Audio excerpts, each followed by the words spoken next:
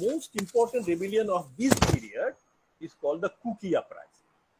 The Kuki Uprising took place in 1917 when the First World War was about to begin, and the Britishers were recruiting the tribals to fight the British war, to be transported them to Europe so that they can fight as part of the British army.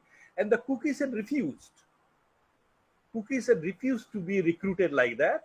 And actually, there was a long anger against the British. The Britishers had occupied their land and they were being used as impress labor. They were forced to do forced labor, and they were, tribals are very independent and proud-minded. They will starve, but they will not work as servant of others. But here they are being forced to work for the British.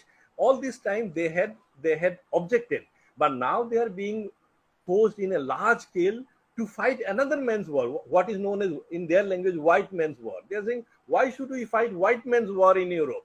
We don't want to go.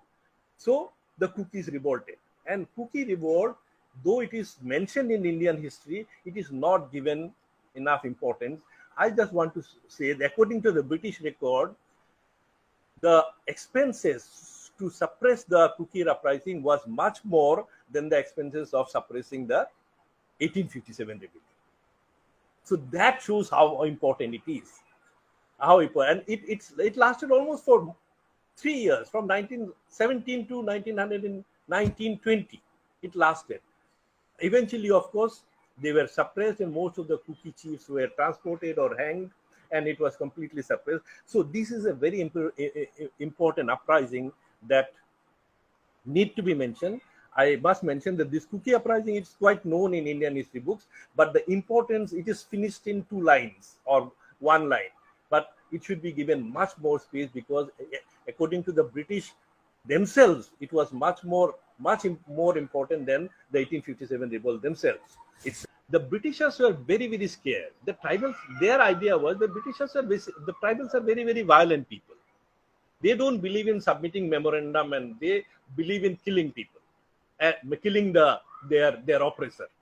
So therefore, if the tribals become violent again, then it will be very difficult for the British to live in Northeast, especially proved by the Kuki uprising of 1970. So they did not allow the tribals to take part in any nationalist movement. Even if they had to go, suppose that Kuki or a Naga or a Lushaitev has gone from hills to Guwahati or Calcutta to study, he had to give a written undertaking that he will not take part in any Congress activities or any Congress. So he had to give a thing.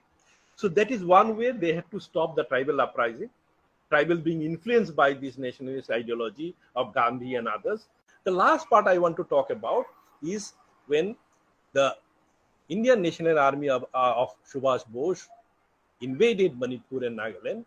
The British propagated that the tribals did not join the Indian National, which is completely false. The record shows, and now these records are open. It is available in National Archives in some of the Subhash Bose Archives museum that is open in Delhi. It is there that huge number of Kukis.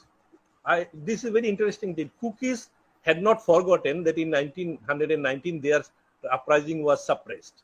So when the INA joined and wanted to fight the British and defeat the British, they supported INA, joined INA, because they wanted to take revenge on the British for their defeat in 1919.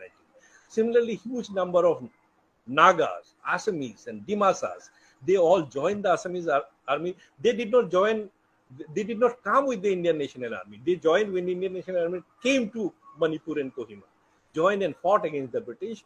And finally, of course, it is unfortunate the INA and was not succeeded in their mission, but the contribution of these people cannot be, their names, their things are available in the archives. They are not in the history books. It is unfortunate.